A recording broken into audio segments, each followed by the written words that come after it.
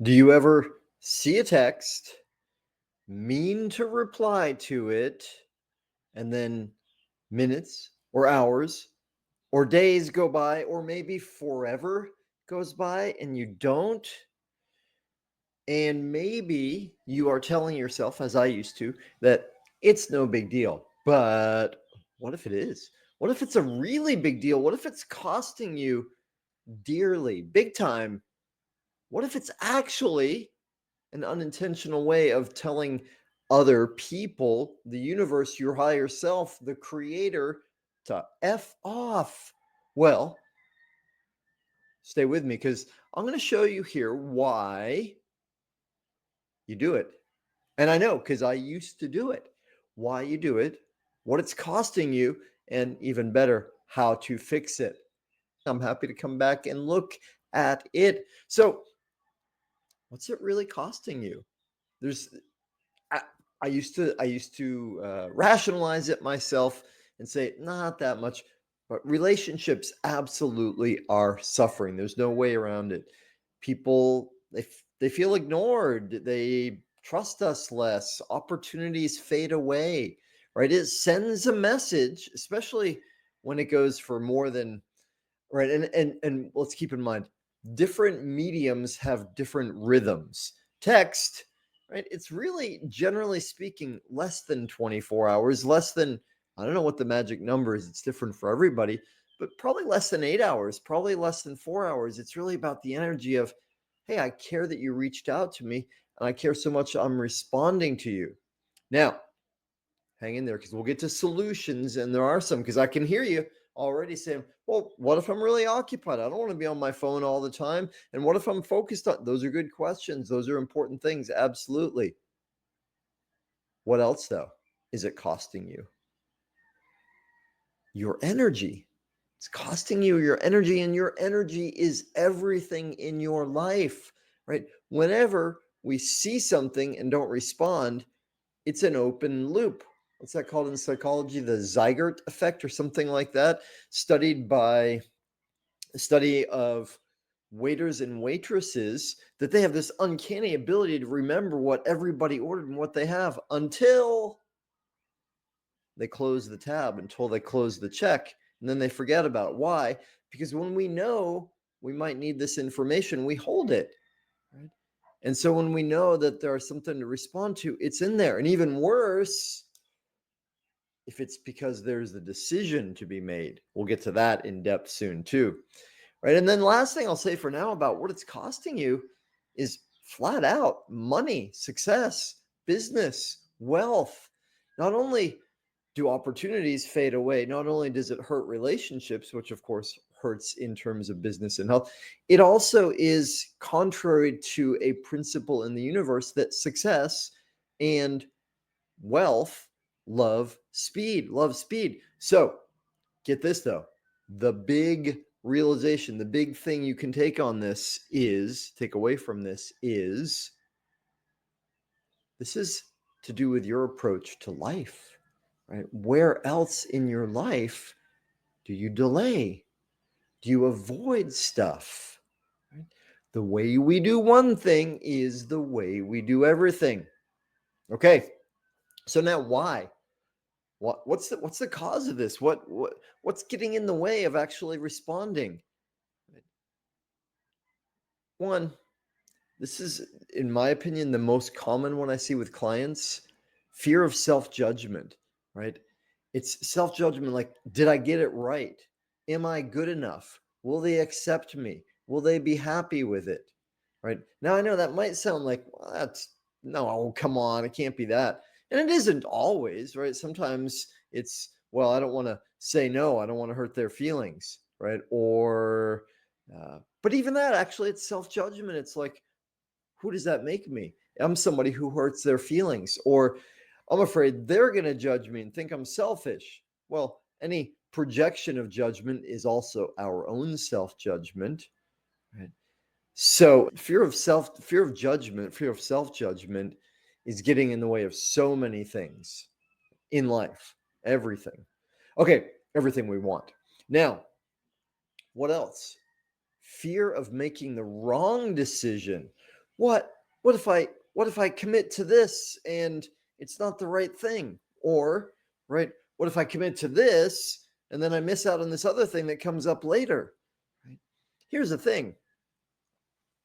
We're better off to make a bad decision than no decision percent of the time. Why is that? Because when we avoid the decision, it's like getting constipated, right? It's like the mental, emotional, psychic, spiritual constipation, and we get blocked up and new things can't come to us. We're not moving, we get heavier.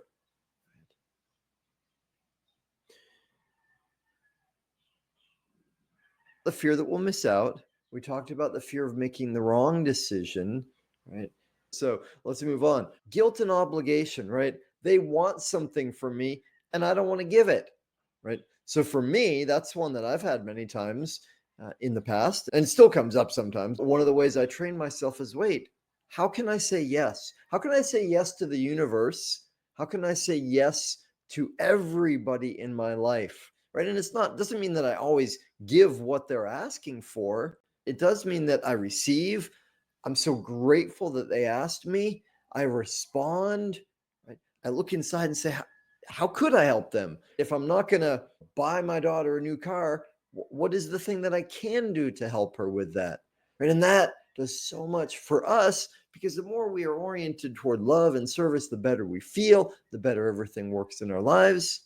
And also, the more the people in our lives say, okay, they love me. They're saying yes to me, to my request. All right. So, key point with all of these, though, is change your focus from delay. This isn't about texting or phone calls. By the way, the whole thing could apply to phone calls. It's about your ability to make a decision and to act. So many times, the not responding, it's just avoidance. And I love this line. Thinking is the hardest work most people don't do, right? And in James Allen's getting things done methodology, he says this great. It's like, why do we put things off? Why do we procrastinate? Generally speaking, well, it's because we don't want to deal with it, right? We don't want to think about it. So the bad news is, well, if you want to stop procrastinating, if you want to have more success, more money, better relationships, then you actually do have to think about it. It's true. We have to think about it. Good news, though, really good news is think about it way less than we're afraid of, right? And you know this, you've had this experience. I'm sure you have many times where, I'll speak for myself. Fair enough. I put it off, I put it off, I put it off, and then I do it, look at it, attend to it, and I'm like, why didn't I do this sooner? This was so much easier, so much faster than I thought. Side note, fasting, physical fasting, so helpful for this. It's part of why I do it regularly. All right, we are cruising along. So let's get to what do we do with this? How do we fix this situation? Hopefully, by now you're with me like, yeah, I do have a tendency to do that, at least sometimes, certain circumstances. I get that no matter how I rationalize it, it is actually messing things up for me, costing me in some really big ways. Now, so what to do? Be quick and respond. If you can respond in less than a minute, do it. Oh, that gets us right into a next important point, though. Do you hang on your phone all the time, right? You're sending an email, you're talking to someone, you're having dinner with a family. Ding! No, I don't recommend doing that, right? Not most of the time. There probably are some good times in your life where you can have your alerts on or your ringer on, whatever it is, so that you're like, all right, I'm in the mode, I'm open, let's go, bring it on, respond. That can be really cool and fun. And there are other times when for your best, most vibrant, thriving life, you're not at the whim of other things coming in. You are focused. Like right now, I'm sharing with you, I'm not checking text, right? It's on do not disturb for sure. Count on it.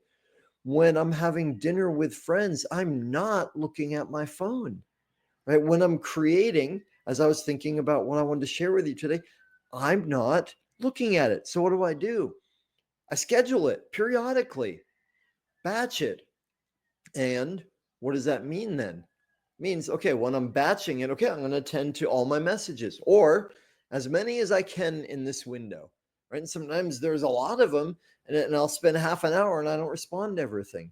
So here are some guidelines, rules, principles to build a system that works for you with this. One, when you are in the mode of responding, if you can respond quickly, do it. And by the way, quickly, what do I mean by that? Short duration.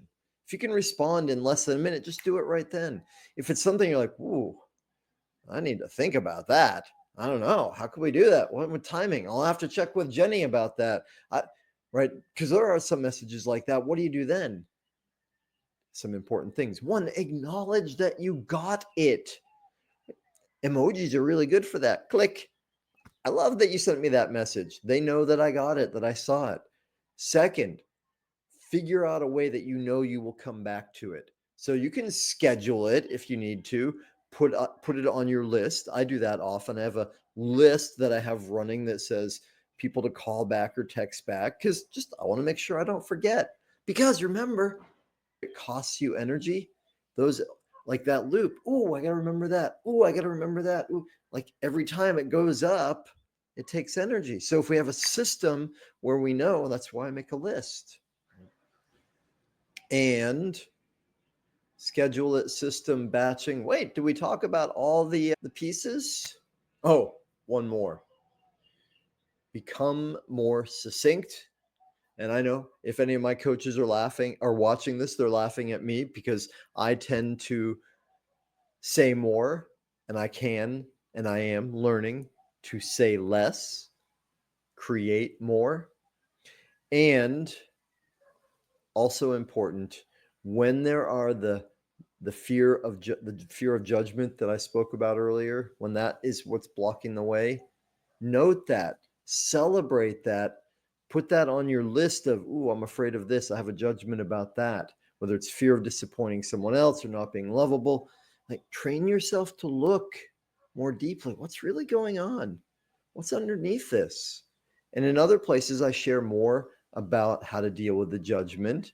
You'll see I have a new free training coming out on that soon, why affirmations fail and what to do about it. So in any case, for now, though, if you got a question or a thought, please put it in the comments. Ask a question. I'm happy to be in discussion. And does this resonate? Or are you the kind of person that, boom, you nail it and you feel 100% awesome about the way you deal with communications? All right, y'all, I hope that that is helpful. I love that you were here. You are awesome. I love you. See you later. Bye.